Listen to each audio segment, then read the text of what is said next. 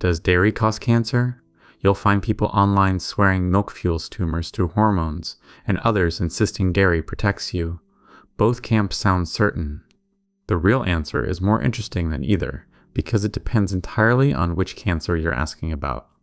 I'm Michael Merth, a registered dietitian who spent years in oncology nutrition, and dairy is a genuinely mixed picture, not a villain and not a hero. The fear has a real mechanism behind it, so let's respect it before we test it. Milk is, biologically, a growth fluid. It's designed to make a young mammal grow quickly.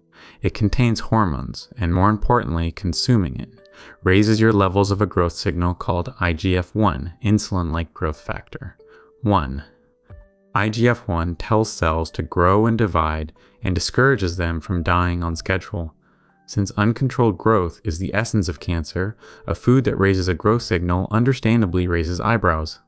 That's the theory. It's plausible, and it's why dairy sits under suspicion. But plausible mechanisms have to be checked against what actually happens in people, and when you do that, the neat growth fluid equals cancer. Story splits in two completely different directions depending on the cancer. Start with the cancer where the evidence is strongest, and prepare for a surprise, because it runs opposite to the myth. For colorectal cancer, the World Cancer Research Fund judges that dairy probably decreases your risk. Not increases, decreases. This is one of their stronger conclusions, and the leading explanation is calcium. Calcium appears to bind irritating compounds in the gut and have direct protective effects on the cells lining your colon. So for one of the most common cancers there is, the single biggest dietary authority verdict on dairy is protective. If your mental model was, dairy causes cancer, full stop, that verdict alone should break it.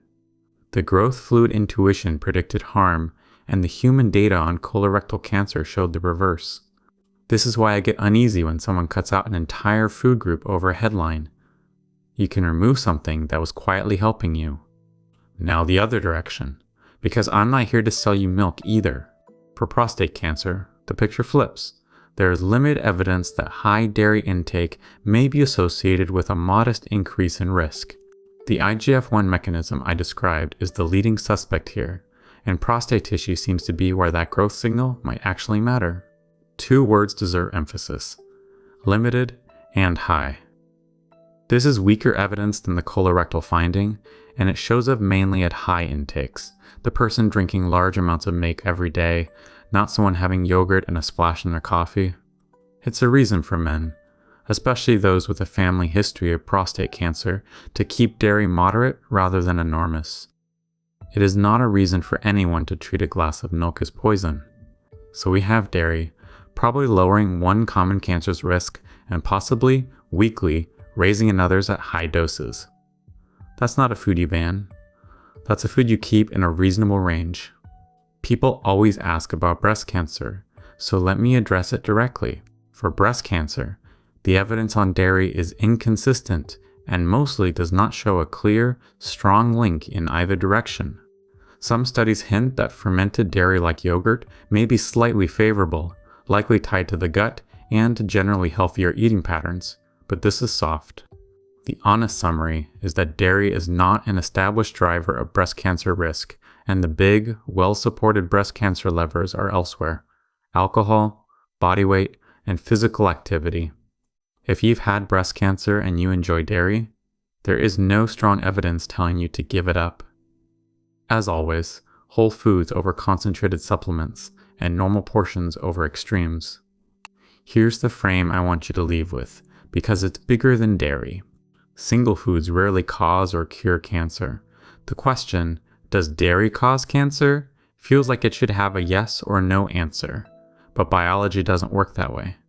The same food can nudge one cancer's risk down and another's up through different mechanisms in different tissues.